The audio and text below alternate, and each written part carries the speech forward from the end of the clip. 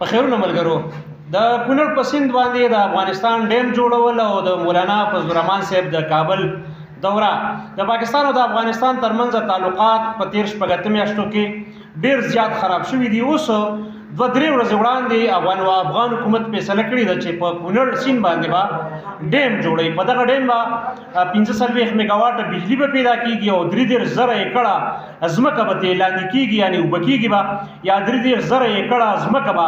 آبادیږي. د کونړ دغه سیند چې دی نو دې ته دا د پاکستان نه او د بدخشان د هندوکش د مختلفو سیمو نه راوتی دی.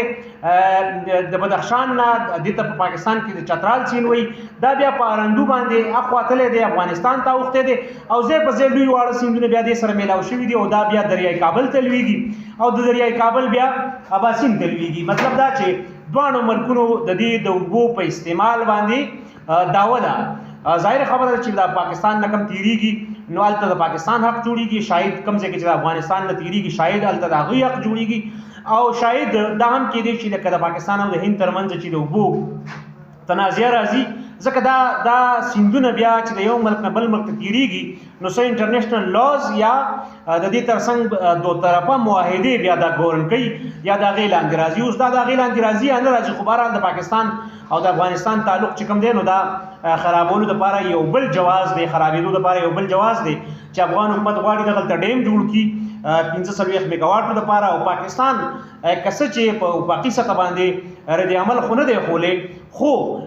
د بلوچستان چې کوم د اطلاعات او د کلتور وزیر دی نو هغه نن ټویټ کړی دی چې افغانستان دا حق نه لري چې په دغه کونړ په سیند باندې ډیم جوړ کړي د پاکستان د اجازې نه بغیر یا د بایلیټرل اګریمنټ نه بغیر، او دا به د پاکستان دښمني بللی کیږي دا ډیم جوړول. اوس بین الاقوامي قوانین څه وایي هغه ځان له یا د دواړو ملکونو ترمنځ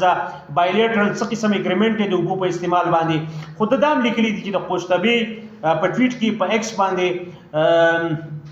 جان چکزی دا هم لیکلي چې تاجکستان او ازبکستان ته هم د قوشتبې چې کوم کینال دی کوم نهر دی او د هغې نه دوی په زرونو کیوبیک اوبه راولي افغانستان مختلفو سیمو ته، نو په هغې باندې د ازبکستان او تاجکستان هم اعتراضات دي. بهرحال زما بنیادي فوکس دغه نه دي چې څوک په حقه دی څوک په نه حقه دی، ځکه دا لاس ته کتل دي، اګریمنټس ته کتل دي. خو دا ده چې دا یو نوی جواز دی د دواړو ملکونو د تعلقاتو د خرابېدو. بله دا چې پاکستان کې د طالبانو د موجوده حکومت حوالې سره چې کوم تنقیدونه ورباندې کېږي یا کومې غوښتنې چې پاکستان کوي نو داسې خبرونه دي BBC هم لیکلي او ABN افغان براډکاسټینګ نیټورک چې د طالبانو مولانا فضل الرحمن صاحب هلته راغوښتی دی ځکه چې د ده ګڼلی کېږي چې سمیع الحق نه وروسته د ده په موجوده طالبانو باندې ډېر اثر دی او طالبان غواړي چې د فضل الرحمن په ذریعه باندې د پاکستان چې کوم پالیسي ساز دي هغې ته یو قسم د هغې ګیلې مانې ختم کړي یا د هغې د طرف نه چې کوم تنقیدونه دي ورباندې هغه کم کړي یا د تنقیدونو دباو ورباندې کم کړي. خو بهرحال دا د BBC مختلفو ذریعو نه دا ویلي دي او دا ABN هم د مختلفو ذریعو نه ویلي دي. که څه چې افغان حکومت وایي چې مولانا صاحب موږ راغوښتی دی، طالبان وایي د هغې نماینده ذبیح الله مجاهد وایي چې موږ راغوښتی دی او شاید په ډېرو موضوعاتو باندې خبرې وشي، نو شاید دغه لاندې بیا دا خبره واقعي د سړي ذهن ته پرېوځي چې شاید دا هم چې فضل الرحمن هغې د دې دپاره مولانا صاحب غوښتی چې پاکستان کې په اسټبلیشمنټ کې یا د پاکستان په حکومت کې یا پالیسي ساز چې کوم دي هلته یوه نرمه ګوشه پیدا کړي. د دواړو خبرو اخیری او د کار مقصد دلته موږ ولې زیات کنسرن پاتې کیږو یا زه په دې موضوع ولې خبرې کوم، زما مطلب صرف او صرف دا دی یعنې دلته که په هند کې تعلقات خرابېږي شاید په موږ هند او د پاکستان نو په موږ برای راست دومره اثر نه کېږي، خو د پاکستان او د افغانستان چې کله هم خرابېږي او زیات خرابۍ اړخ ته ځي نو د هغې اثر ځوان اړخ ته په پښتنو کېږي او زموږ په معیشت باندې هم کېږي، په ژوند ځواک هم کېږي او بالخصوص په دې خطه باندې کېږي. که جنګ کېږي یا پراکسي وارز کېږي یا نیابتي جګړې چې ورته وایو یا د غلا جګړې یا هر قسم داسې هغه هایډ آوټس جوړول که هغې هلته کوي که دي دلته کوي، مطلب دا چې ټول شر بیا هغه شر او فساد هغه آخري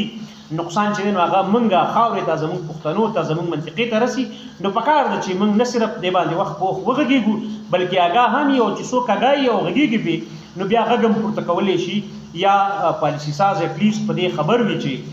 دې کې خلک په خپلو مسلو باندې یا د راتلونکي متعلق دي حساس دي دی بیدار دي. نو دا په دې وجه په دې دوه موضوعات وغږېدم. که څه چې د سیندونو دا مسله چې دا د اوبو استعمال دا بیا کتل غواړي چې آیا دا کم لاز دي چې هغه دا ګون کوي، څه اخلاقي، څه سیاسي، څه بین الاقوامي، یا څه د عیار سره تړلي، انټرنیشنل ریلیشن سره تړلي کوم قوانین دي هغه به کتل غواړي. بهرحال افغانستان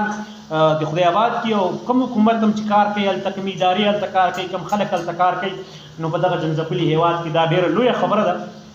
او تېر شل کاله کې خو بهرحال ډېر زیات پرمختګ راغلی، خو که اوس هم څه ځمکې آبادېږي، فصل پیدا کېږي، بجلی پیدا کېږي، که په خیبر پښتونخوا کې کېږي، که په هند کې کېږي، دا ټوله منطقه د انسانیت لپاره کومه ښېګړه کوم ځای کېږي باید وشي. دا د انسانانو په شریکه ګټه باندې ده. دغه موضوع نه به راتېر شم، او دا چې د دې سیمې د منطقې او په سیاست باندې ځان پوهې کول دا د هر شهري او د هر وګړي او د هر پښتون فرض دی باید اګاوي کورم ودان د وخت راکولو.